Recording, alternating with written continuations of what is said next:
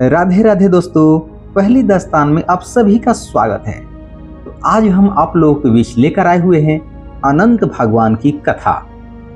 तो चलिए हम शुरू करते हैं, अनंत भगवान के बारे में जानते हैं और कथा सुनते हैं। अनंत चतुर्थी का दिन भगवान विष्णु के अनंत स्वरूप की पूजा करते हैं और व्रत के लिए समर्पित होता है। यह भाद्रपद शुक्ल पक्ष की चतुर्थी को मनाया जाता है और वह इस दिन अनंत भगवान का पूजा कर 14 गांठों वाला रक्षा सूत्र अनंत धागा बांधा जाता है। यह कथा मुख्यतः पांडवों से जुड़ी हुई है और यह इस व्रत के पीछे एक पौराणिक कथा प्रचलित है जिसे अनंत व्रत कथा कहा जाता है। कथा इस प्रकार है।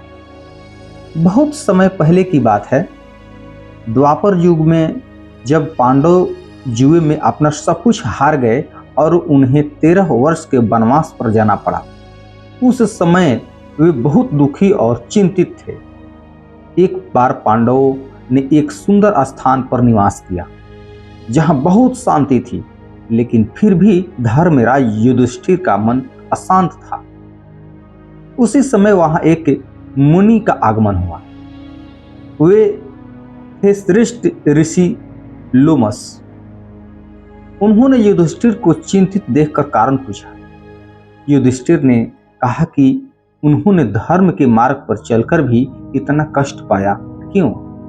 तब ऋषि लोमस ने उन्हें बताया कि यह सब उनके कर्मों का फल है, लेकिन वे एक उपाय बताते हैं जिससे उन्हें इस कष्ट से मुक्ति मिल जाती है। उन्होंने यह कहा कि आप और आपकी पत्नी अनंत व्रत करें। भाद्रपद शुक्ल चतुर्थी के दिन स्नान करके साफ कपड़े पहनकर एक कलश स्थापित करें। उस दिन पर भगवान विष्णु का चित्र बनाएं या मूर्ति रखें। भगवान विष्णु को अनंत के रूप में पूजा करें। पूजा के बाद एक डोरी सूत्र लें जिसमें 14 गांठ हो। इसे हल्दी और कुमकुम से रंगें और फिर इसे दाहिने हाथ में बांधें।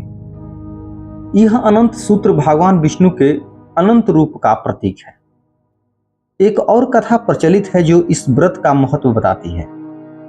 बहुत समय पहले एक ब्राह्मण था जिसकी पत्नी का नाम सुशीला था। वह बहुत पतिव्रता और धर्मनिष्ठा महिला थी। एक दिन वे अपने पति के साथ तीर्थ यात्रा पर निकली। रास्ते में उन्होंने एक आश्रम में विश्राम किया। वहां कुछ स्त्रियां अनंत भगवान का व्रत कर रही थी। सुशीला ने व्रत का महत्व जाना और उसे श्रद्धा से किया। अनंत सूत्र अपने हाथ में बांधा।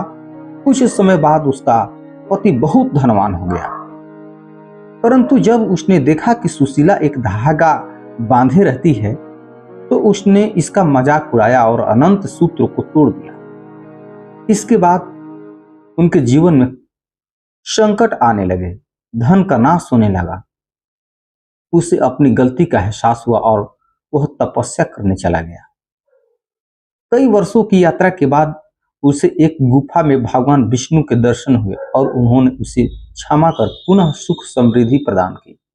जो व्यक्ति श्रद्धा और भक्ति से इस व्रत को करता है उसके सारे कष्ट दूर हो जाते हैं।